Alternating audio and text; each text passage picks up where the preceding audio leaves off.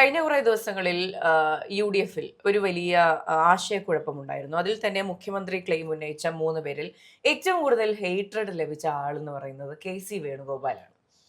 അദ്ദേഹത്തിനെതിരെ social media campaigning വരുന്നു, നിരത്തിൽ പ്രതിഷേധങ്ങൾ ഉണ്ടാകുന്നു. അത്തരത്തിൽ കുറേ സംഭവങ്ങൾ ഉണ്ടായി.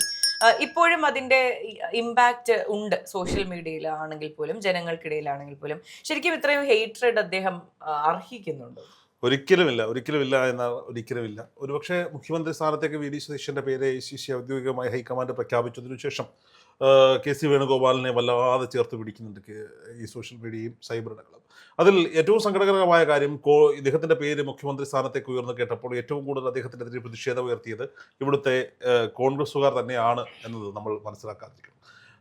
ഈ അദ്ദേഹത്തിനെതിരെ പ്രതിഷേധം പറഞ്ഞ ആളുകൾ അല്ലെങ്കിൽ പ്രതിഷേധം അറിയിച്ച ആളുകൾ ഒരുപക്ഷെ വി ഡി സതീശനോടുള്ള സ്നേഹം കൊണ്ടാകാം, അല്ലെങ്കിൽ കെ.സി. വേണുഗോപാൽ ആരായിരുന്നു അല്ലെങ്കിൽ കെ.സി. വേണുഗോപാൽ ആരാണ് എന്ന് കൃത്യമായി മനസ്സിലാക്കാത്തത് കൊണ്ടുമാകാം. ഒരു KSU നേതാവിൽ നിന്ന് ഇന്ത്യയുടെ അടൽ ബിഹാരി വാജ്പേയിയെ പോലെയുള്ള മഹാരഥന്മാരിരുന്ന PAC ചെയർമാൻ എന്ന കസേര വലിച്ചിട്ടിരുന്ന നേതാവാണ് ഈ പറയപ്പെടുന്ന കെ.സി. വേണുഗോപാൽ. ഒരുപക്ഷെ ഇന്ത്യൻ നാഷണൽ നേതൃത്വം കൊടുക്കുന്ന ഇന്ത്യ മുന്നണി അധികാരത്തിലെത്തിയിരുന്നെങ്കിൽ കേരളത്തിൽ നിന്ന് സുപ്രധാന പങ്കുവഹിക്കുന്ന ഒരു വലിയ വകുപ്പിന്റെ മന്ത്രിയാകേണ്ടിയിരുന്ന മനുഷ്യനാണ്. ഇന്ത്യൻ നാഷണൽ കോൺഗ്രസ് എന്ന് പറയുന്ന ദേശീയ പ്രസ്ഥാനത്തിനെ അതിന്റെ തനിമ ചോരാതെ ഈ പ്രതിസന്ധിയുടെ ഘട്ടകാലത്ത് 2017 മുതൽ ഇങ്ങോട്ട് AICCയുടെ സംഘടനാ ചുമതലയുള്ള ജനറൽ സെക്രട്ടറി എന്ന സ്ഥാനത്തിരുന്നുകൊണ്ട് കൃത്യമായി നേതൃത്വം കൊടുക്കുന്ന നേതാവിന്റെ പേര് കൂടിയാണ് കെ.സി. വേണുഗോപാൽ എന്ന കുഴുമ്മൽ ചട്ടാടി വേണുഗോപാൽ എന്ന കണ്ണൂരിന്റെ പയ്യന്നൂരിന്റെ രാഷ്ട്രീയം പേർന്ന ഇടതുപക്ഷ രാഷ്ട്രീയ പ്രസ്ഥാനങ്ങൾക്ക് അടിവേരുകളുള്ള മണ്ണിൽ നിന്ന് ഉയർന്നു വന്ന ഇന്ത്യൻ നാഷണൽ കോൺഗ്രസിന്റെ ദേശീയതയെ നെഞ്ചോട് ചേർത്ത് പിടിച്ച, ത്രിവർണ്ണ പതാകയെ നെഞ്ചോട് ചേർത്ത് പിടിച്ച നേതാവ്. മാഡം സോണിയാഗാന്ധി മുതൽ ഇങ്ങോട്ട് പ്രിയങ്ക ഗാന്ധി വരെ നീളുന്ന ഗാന്ധി കുടുംബത്തിന്റെ പ്രിയങ്കരനായ നേതാവ് അദ്ദേഹം കെ.സി. വേണുഗോപാൽ അടിമുടി കോൺഗ്രസ് ആണ് മേഘ. നമ്മൾ മനസ്സിലാക്കണം. നോക്കൂ, എന്ത് മനോഹരമായാണ് ഇവിടുത്തെ മുഖ്യമന്ത്രി തർക്കം അവസാനിച്ചത്.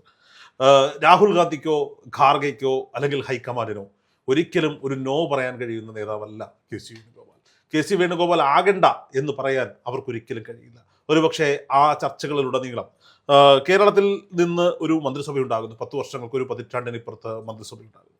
ഒരു മന്ത്രിസഭയാകട്ടെ, ഒരു ഒരു ഒരു രാഷ്ട്രീയ പ്രസ്ഥാനമാകട്ടെ, അല്ലെങ്കിൽ ഏതൊരു ബിസിനസ് സ്ഥാപനമാകട്ടെ, അങ്ങനെയുള്ള ഒരു മാസ് ആളുകൾ പ്രദാനം ചെയ്യുന്ന ഒരു സംഘടന, ഒരു സ്ഥാപനം, ഒരു സംവിധാനം, ഇതിന് 2 മുഖങ്ങൾ ഉണ്ടാകും എപ്പോഴും.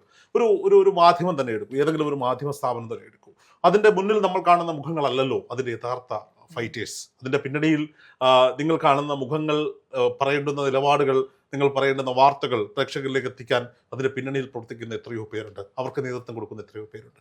അപ്പോൾ ഒരു രാഷ്ട്രീയ പ്രസ്ഥാനം, അതും ഇന്ത്യ മുഴുവൻ നിറഞ്ഞു നിൽക്കുന്ന, ഇന്ത്യയുടെ സംസ്കാരത്തെ നെഞ്ചോട് ചേർത്ത് പിടിക്കുന്ന ഇന്ത്യൻ നാഷണൽ കോൺഗ്രസ് പോലെയുള്ള ഒരു രാഷ്ട്രീയ പ്രസ്ഥാനത്തിൽ മുന്നിൽ നിന്ന് നയിക്കുന്ന ഒരു കൂട്ടം ആളുകളും പിന്നിൽ നിന്ന് നയിക്കുന്ന ഒരു കൂട്ടം ആളുകളുണ്ട്. എപ്പോഴും ഈ മുന്നിൽ നിന്ന് നയിക്കുന്നവർക്ക് മാത്രമേ മുഖ്യമന്ത്രി പദത്തിലേക്ക് എത്താൻ കഴിയുള്ളൂ എന്നൊരു ഒരു ഒരു ഒരു ഒരു ചർച്ച ഈ നാട്ടിലുണ്ടായി എന്നുള്ളതാണ്. നമുക്ക് ഓർമ്മയുണ്ട്, ഇതിനു മുമ്പ് MLA അല്ലാത്ത ഒരാൾ മുഖ്യമന്ത്രിയായത് EMS സർക്കാരിൻ്റെ നയനാർ സർക്കാരിൻ്റെ കാലഘട്ടത്തിലാണ്. അന്ന് മുഖ്യമന്ത്രി സ്ഥാനാർത്ഥിയായി മുന്നോട്ട് വെച്ച PS അച്യുതാനന്ദൻ മാരാരിക്കുളത്ത് പരാജയപ്പെടുത്തും. പിന്നീട് പല പേരുകൾ ഉയർന്നു കേട്ടെങ്കിലും അവസാനം നയനാരെ MLA ആകാത്ത മത്സരിക്കാത്ത നയനാരെ കൊണ്ടുവന്ന് മുഖ്യമന്ത്രിയാക്കിയ ചരിത്രം നമ്മൾ കണ്ടതാണ്. അന്നൊരു പ്രതിഷേധങ്ങളും ഉയരാതെ, അന്നും പ്രതിഷേധങ്ങളൊക്കെ ഉയർന്നിട്ടുണ്ട്. അന്ന് സോഷ്യൽ മീഡിയ സജീവമല്ലാത്തതുകൊണ്ട് അത് വലിയ ചർച്ചയായില്ല എന്നുള്ളതാണ്. കഴിഞ്ഞ ദിവസങ്ങളിൽ ഇവിടുത്തെ മാധ്യമങ്ങളിൽ ഉണ്ടായ വാർത്തകൾ നമ്മൾ ശ്രദ്ധിക്കണം. ചാണ്ടി ഉമ്മനെ മന്ത്രിയായി പ്രഖ്യാപിച്ച് ചാണ്ടി ഉമ്മന് ഈ പറയപ്പെടുന്ന വകുപ്പുകൾ പോലും കൊടുത്തില്ലേ. എന്തൊക്കെ അനാവശ്യമായ വാർത്തകൾ. വി ഡി സതീശൻ കറുത്ത കാറിൽ കയറില്ല എന്ന് നിലപാട് പറഞ്ഞു എന്ന് വാർത്ത ചെയ്തില്ലേ. വി ഡി സതീശന്റെ വെളുത്ത കാർ കേടായപ്പോൾ കറുത്ത കാറിൽ കയറി എന്ന് പറഞ്ഞ് കളിയാക്കിയില്ല. ഇന്നലെ വി ഡി സതീശൻ തന്നെ മാധ്യമപ്രവർത്തകരോട് ചോദിക്കും, ഞാൻ എപ്പോഴാണോ അങ്ങനെ പറഞ്ഞത് എന്ന് ചോദിക്കുന്നുണ്ട്. അപ്പോൾ അനാവശ്യമായ വാർത്തകൾ സൃഷ്ടിക്കുകയാണ്. രമേശ് ചെന്നിത്തലയെ രാജിവെപ്പിച്ചില്ലേ. രമേശ് ചെന്നിത്തല MLA സ്ഥാനം രാജിവെക്കുന്നു എന്ന് ഇവിടുത്തെ പ്രമുഖമായ ഏറ്റവും റീച്ചിൽ നിൽക്കുന്ന ഒരു ചാനൽ വാർത്ത കൊടുത്തില്ലേ. കെ സുധാകരനെ കൊണ്ട് വേറെ പാർട്ടി ഉണ്ടാക്കിച്ചില്ലേ. സുധാകരൻ കെ.സി. വേണുഗോപാലിനെ വിളിച്ച് ഗുഡ് ബൈ പറഞ്ഞു എന്ന് വാർത്ത എഴുതിയില്ലേ.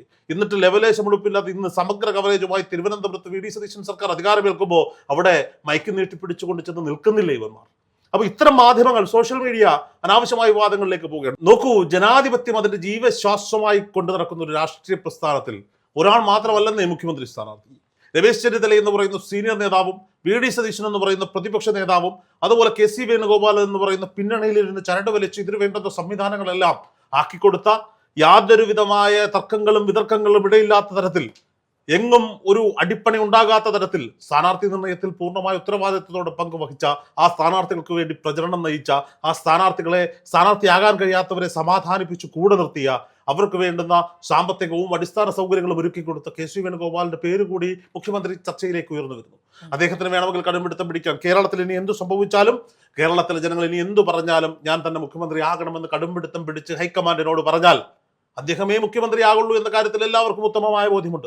പക്ഷേ അദ്ദേഹം അവിടെ എടുത്ത നിലപാട് എന്തായിരിക്കുമെന്ന് നമുക്ക് കൃത്യമായി അറിയാം.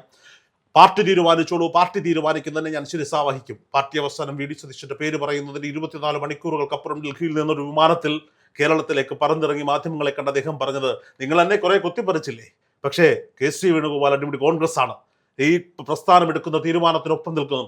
വി.ഡി. സതീശന്റെ നേതൃത്വത്തിൽ രൂപം കൊടുക്കാൻ പോകുന്ന മന്ത്രിസഭയിൽ ഞാൻ കൃത്യമായി ചർച്ചകൾ നടത്തും. അവിടെ പ്രശ്നങ്ങളില്ലാതെ വിതർക്കങ്ങളില്ലാതെ 102 MLA-മാരിൽ നിന്ന് 21 അംഗ മന്ത്രിസഭയിലേക്ക് എത്താൻ ഞാൻ എൻ്റെതായ ഇടപെടലുകൾ നടത്തും. അദ്ദേഹം ഇടപെടലുകൾ നടത്തിയില്ലേ? അദ്ദേഹം ഈ മന്ത്രിസഭാ തർക്കങ്ങളിൽ വി.ഡി. സതീശനോ രമേശ് ചെന്നിത്തലയോ കെ.സി. വേണുഗോപാലോ ഘടകകക്ഷികളോ ആരെങ്കിലും ഒരാൾ എതിർത്തിരുന്നെങ്കിൽ ഇന്ന് 60 വർഷങ്ങൾക്കിപ്പുറം 6 പതിറ്റാണ്ടുകൾക്കിപ്പുറം ഒരു കോൺഗ്രസിന്റെ മുഖ്യമന്ത്രി സത്യപ്രതിജ്ഞ ചെയ്യുമ്പോൾ 20 മന്ത്രിമാർ കൂടി സത്യപ്രതിജ്ഞ ചെയ്യാൻ സാധിക്കുമായിരുന്നു. ഇല്ല. ആ സംഘടനയെ തന്റെ ഈ നാട്ടിലെ ജനങ്ങൾ, കേരളത്തിലെ 14 ജില്ലകളിലായി ലക്ഷോപലക്ഷം കോടിക്കണക്കിന് ജനങ്ങൾ വോട്ട് ചെയ്ത് ഞങ്ങളുടെ പ്രതിനിധികളായി തിരഞ്ഞെടുക്കപ്പെട്ട 102 MLA-മാരിൽ നിന്നൊരു മന്ത്രിസഭ രൂപീകരിക്കുമ്പോൾ ആ ജനങ്ങളോട് ആ വോട്ടിന് നന്ദി പ്രഖ്യാപിച്ചുകൊണ്ട് ഇവിടെ തർക്കങ്ങൾക്കോ വിതർക്കങ്ങൾക്കോ ഇടയില്ലാത്ത തരത്തിൽ ഒരു 10 മിനിറ്റ് നേരം ഞങ്ങളൊക്കെ ഒരുമിച്ചിരുന്നാൽ തീരുന്ന പ്രശ്നമേ ഉള്ളടോ എന്ന് ഒരുമിച്ച് തോളോട് തോൾ ചേർന്ന് നിന്നുകൊണ്ട് പറയുവാൻ ആർജവമുള്ള ഒരു നേതൃത്വം ഇന്ന് UDF ഇന്ത്യൻ നാഷണൽ കോൺഗ്രസ് ഉണ്ടായി എന്ന് പറയുന്നത് തന്നെയാണ് അതിന്റെ ഏറ്റവും വലിയ സൗന്ദര്യം. അതിന് നേതൃത്വം കൊടുത്തത് കെ.സി. വേണുഗോപാൽ തന്നെയാണ്. ഇനി കെ.സി. വേണുഗോപാൽ പരാജയപ്പെട്ടു പോയി, കെ.സി. വേണുഗോപാലിനെ അങ്ങ് പരാജയപ്പെടുത്തിപ്പോയി എന്ന് ഏതെങ്കിലും സൈബർ സഖാക്കന്മാർക്കോ സൈബർ സംഘികൾക്കോ തോന്നുന്നുണ്ടെങ്കിൽ വെറുതെയാണ്. പയ്യന്നൂരിലെ KSU രാഷ്ട്രീയത്തിൽ തുടങ്ങി അങ്ങ് കേന്ദ്രത്തിൽ കാര്യങ്ങൾ ചലിപ്പിക്കുന്ന കേന്ദ്രമന്ത്രിസഭയെ പോലും വിറപ്പിക്കുന്ന MP ആയി അദ്ദേഹം മാറി. രാജസ്ഥാനിൽ നിന്ന് രാജ്യസഭ MP ആയിരിക്കുമ്പോഴാണ് ആലപ്പുഴയിൽ വന്ന ആസനമായി നിൽക്കുന്ന ഒരു വലിയ തിരഞ്ഞെടുപ്പിൽ ഇവിടെ കാവി പുതപ്പിക്കാൻ, കേരളത്തെ കൂടി അങ്ങ് കാവി പുതപ്പിക്കാൻ ഒരുങ്ങിയിറക്കിയിരിക്കുന്ന സംഘപരിവാർ ശക്തികൾക്ക് വിജയിച്ചു കയറാൻ കഴിയുന്ന ലോക്സഭാ തിരഞ്ഞെടുപ്പാണ് നമ്മൾ കഴിഞ്ഞു പോയത്. ആലപ്പുഴയിൽ കെ.സി. വേണുഗോപാൽ അല്ലാതെ മറ്റാരെങ്കിലും ആയിരുന്നു സ്ഥാനാർത്ഥിയെങ്കിൽ ഉറപ്പായും ശോഭാ സുരേന്ദ്രൻ എന്ന് പറയുന്ന ഈ പറയപ്പെടുന്ന BJP-യുടെ തീവ്ര വനിതാമുഖം MP ആയിപ്പോയേനെ. അതും നമ്മൾ കാണേണ്ടി വന്നേനെ, അതും നമ്മൾ സഹിക്കേണ്ടി വന്നേനെ. അതിന് തടയിട്ടത് കെ.സി. വേണുഗോപാൽ. അന്ന് പറഞ്ഞ എന്താ, രാജ്യസഭ MP സ്ഥാനം ഇരിക്കുമ്പോൾ ഇയാൾ എന്തിന് ലോക്സഭയിൽ മത്സരിക്കണം? കെ.സി. വേണുഗോപാലിന് കേന്ദ്രത്തിൽ ഇന്ത്യ മുന്നണി അധികാരത്തിലെത്തിയാൽ ആ രാജ്യസഭ MP സ്ഥാനം മാത്രം മതിയായിരുന്നോ മന്ത്രിയാകാൻ? ഇനി ഒന്നും ഇല്ലാതെ തന്നെ മന്ത്രിയാകാൻ, ഈ ജോർജ് കുര്യനെ പോലെയൊക്കെ മന്ത്രിയാകാൻ അദ്ദേഹത്തിന് സാധിക്കുമായിരുന്നു എന്നുണ്ടിടത്തും ജനകീയ പ്രക്രിയയിൽ തനിക്ക് ജനപ്രീതിയുള്ള നേതാവാണെന്ന് ഈ നാടിനെ, സ്വന്തം പ്രസ്ഥാനത്തെ സ്വയമേ ബോധിപ്പിക്കാനാണ് അദ്ദേഹം ആലപ്പുഴയിൽ മത്സരിച്ചത്. അദ്ദേഹം വലിയ ഭൂരിപക്ഷത്തിൽ, വലിയ മാർജിനിൽ ഈ പറയപ്പെടുന്ന സംഘപരിവാർ ശക്തികൾക്കെതിരെ മത്സരിച്ച് വിജയിച്ചില്ലേ? അതേ കെ.സി. വേണുഗോപാൽ തന്നെയാണ് ഇന്ന് സത്യപ്രതിജ്ഞ ചെയ്യാൻ പോകുമ്പോൾ ഇവിടുത്തെ മാധ്യമങ്ങൾ പാടിപ്പുകഴ്ത്തുന്നില്ലേ വി.ഡി. സതീശൻ സർക്കാരിനെ കെ.സി. വേണുഗോപാൽ വിഭാഗം അങ്ങ് ഹൈജാക്ക് ചെയ്തു എന്ന്. കെ.സി. വേണുഗോപാൽ അതിനും മറുപടി പറയുന്നുണ്ട്. ഇവിടെ കെ.സി. വേണുഗോപാൽ വിഭാഗം എന്നൊരു വിഭാഗമില്ല, ഇവിടെ കോൺഗ്രസ്സുകാരേ ഉള്ളൂ. ഞാനൊരു കോൺഗ്രസിന്റെ നേതൃത്വത്തിൽ ഇരിക്കുമ്പോൾ എന്നെ സ്നേഹിക്കുന്ന, പ്രസ്ഥാനത്തെ സ്നേഹിക്കുന്നവർ, അല്ലാതെ ഇടതുപക്ഷത്തെ സ്നേഹിക്കുന്നവരല്ലല്ലോ കെ.സി. വേണുഗോപാലിന്റെ പക്ഷം. BJP-യെ സ്നേഹിക്കുന്നവരല്ലല്ലോ കെ.സി. വേണുഗോപാലിന്റെ പക്ഷം. അവരും കറതീർന്ന കോൺഗ്രസ്സുകാരാണെന്നേ. ആരായി കെ.സി. വേണുഗോപാൽ പക്ഷത്ത് നിന്ന് 8 MLA-മാരുണ്ടെന്നേ. കെ.സി. വേണുഗോപാൽ മുഖ്യമന്ത്രി ആകണമെന്ന് ആഗ്രഹിച്ചവരാണ് ഭൂരിപക്ഷം MLA-മാരെങ്കിൽ അതിൽ നിന്ന് ഭൂരിപക്ഷം പേരും ഇന്ന് മന്ത്രിസഭയിൽ സത്യപ്രതിജ്ഞ ചെയ്യുമ്പോൾ ആ മന്ത്രിസഭയിൽ കെ.സി. വേണുഗോപാൽ പക്ഷക്കാരുണ്ട്, കെ.സി. വേണുഗോപാലിനെ സ്നേഹിക്കുന്നവരുണ്ട്. പക്ഷേ അവരുടെ എല്ലാം അടിസ്ഥാനപരമായി കെ.സി. വേണുഗോപാൽ ആഗ്രഹിച്ചതുപോലെ, രമേശ് ചെന്നിത്തല ആഗ്രഹിച്ചതുപോലെ, വി.ഡി. സതീശൻ ആഗ്രഹിച്ചതുപോലെ ഒത്തൊരുമയോടെ മുന്നോട്ട് പോകാൻ കഴിയുന്ന ഒരു സർക്കാർ രൂപം കൊടുത്തിരിക്കുന്നു. അതൊരു ജനകീയ സർക്കാരാണ്, ജനം തെരഞ്ഞെടുത്ത സർക്കാരാണ്, ജനഹിതം അറിയുന്ന സർക്കാരാണ്. ജനങ്ങൾ വേണ്ട എന്ന് പറയുന്നതൊന്നും ചെയ്യാൻ മുതിരാത്ത സർക്കാരാണ്, ജനങ്ങൾക്കൊപ്പം നിൽക്കുന്ന സർക്കാരാണ്. ആഡംബരങ്ങളില്ലാതെ ജനങ്ങളെ ചേർത്ത് പിടിച്ചുകൊണ്ട് ജനപ്രിയമായ പദ്ധതികളുമായി മുന്നോട്ട് പോകാൻ തയ്യാറെടുക്കുന്ന സർക്കാരാണ്. ആ സർക്കാരാണ് ഇന്ന് രാവിലെ 10 മണിക്ക് സത്യപ്രതിജ്ഞ ചെയ്ത് അധികാരമേൽക്കാൻ പോകുന്നത്. 5 വർഷക്കാലം ഇവരുടെ പ്രവർത്തനങ്ങൾ ഇവിടെ ഓഡിറ്റ് ചെയ്യപ്പെടും. അവർക്ക് നേരിടേണ്ടി വരിക ഇടതുപക്ഷത്തെയും ഒപ്പം തന്നെ സംഘപരിവാർ ശക്തികളെയും, പിന്നെ ഇവിടുത്തെ അവരെക്കാൾ ശക്തിയുള്ള നാവിന് മൂർച്ചയേറിയ മാധ്യമങ്ങളെയാണ്. ആ മാധ്യമങ്ങളിൽ വർഗീയത പരത്താൻ ശ്രമിക്കുന്ന മാധ്യമങ്ങളുണ്ട്, കള്ളത്തരം പറയാൻ ശ്രമിക്കുന്ന മാധ്യമങ്ങളുണ്ട്, സ്വന്തം തെറ്റുകൾ, കുറ്റങ്ങൾ, കൊള്ളയടികൾ മറച്ചുവെക്കാൻ ശ്രമിക്കുന്ന മാധ്യമങ്ങളുണ്ട്. ഇവരെയൊക്കെ ഭയപ്പെടേണ്ടതുണ്ട്. ഇവരെയൊക്കെ മുന്നിൽ കണ്ടുകൊണ്ട് വേണം 5 വർഷക്കാലങ്ങൾ ഒത്തൊരുമയോടുകൂടി നിന്ന് ഈ പറയപ്പെടുന്ന സർക്കാരിന്റെ വി.ഡി. സതീശനും ഒപ്പം കോൺഗ്രസ് നേതൃത്വവും മുന്നോട്ട് നയിക്കാൻ.